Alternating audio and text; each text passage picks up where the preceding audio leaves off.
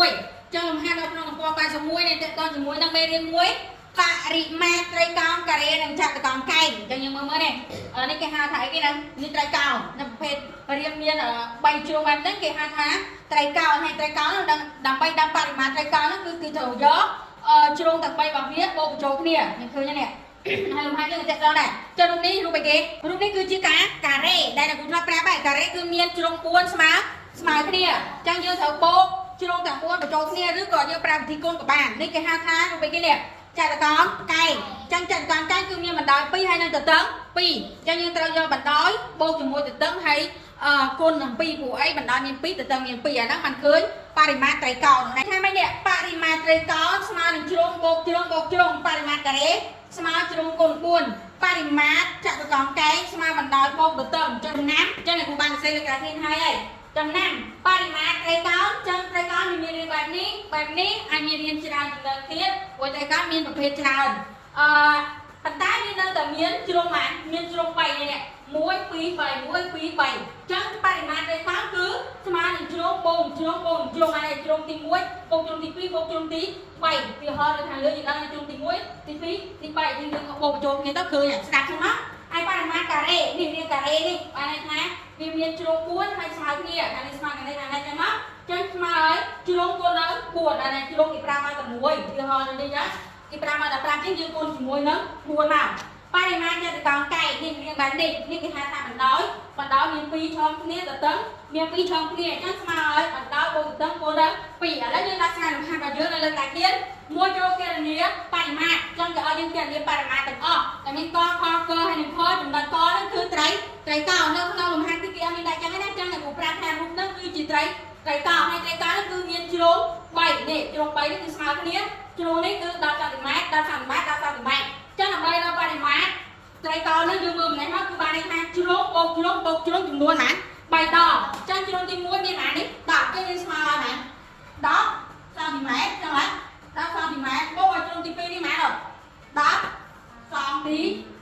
ម៉ែត្របូកឲ្យជ្រុងមួយទៀតម៉ែនេះ10 សង់ទីម៉ែត្រហើយយើងគិតមើល10បូក10ស្មើម៉ែ20បូក10ទៀតស្មើម៉ែ30 សង់ទីម៉ែត្រចឹងយើងកុំភ្លេចដាក់ຂະຫນາດចឹងបរិមាត្រត្រីកោណក្នុងចំណុចកនេះគឺស្មើនឹង30 សង់ទីម៉ែត្រนั่นគឺជាចម្លើយមកទៀតចំណុចខ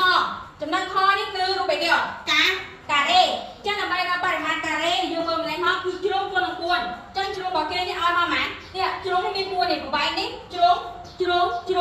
ចឹងមាន1 2 3 4ហើយជ្រុងនេះគឺស្មើគ្នាពេលដែលយើងគូមក1 2 3 4 5ចឹងនេះ5បើប្របែកគេមកឲ្យ15 សង់ទីម៉ែត្របានន័យថាយើងគូ15 សង់ទីម៉ែត្រខាងនេះក៏15ខាងនេះក៏15ខាងនេះក៏15ខាងនេះក៏15ចឹងយើងស្មើឲ្យ15 សង់ទីម៉ែត្រគុណនឹងម៉ាននោះ9គឺគុណនឹង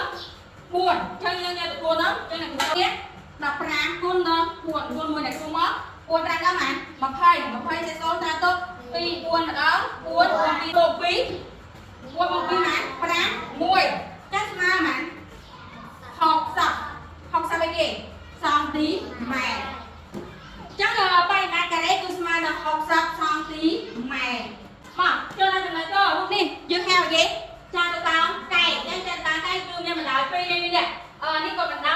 ដោយដល់ខាងនេះម៉ាន35 សង់ទីម៉ែត្របណ្ដោយនេះក៏35 សង់ទីម៉ែត្រហើយនេះគេហៅថាទទឹងចឹងទទឹងខាងនេះ30 សង់ទីម៉ែត្រខាងនេះក៏30 សង់ទីម៉ែត្រព្រោះមានប្រវែងស្មើគ្នាទទឹងស្មើទទឹងបណ្ដោយស្មើបានដល់ឥឡូវគេឲ្យយើងរកគេបរិមាត្រចតុកោណកែងយើងមើលព្រមមកបរិមាត្រចតុកោណកែងគឺស្មើបណ្ដោយបូកទទឹងគុណនឹង2ចឹងយើងធ្វើមកតាមដល់ណាបណ្ដោយ5គ្រូមើលណាបណ្ដោយមានប្រវែងណា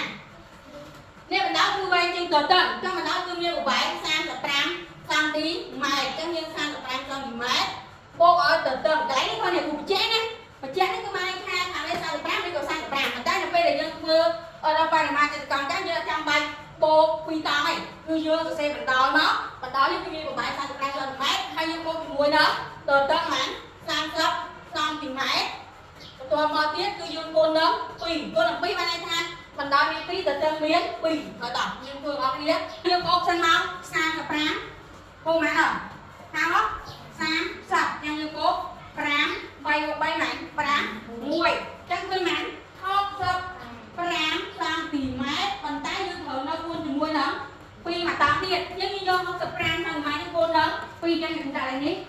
65គួននឹង2 5 2ដង10តែសូមតាមទៅ1 5 5 5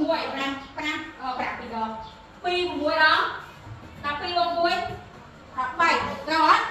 ចាំស្មើប៉ុន្មានអូន130អីគេ130សង់ទី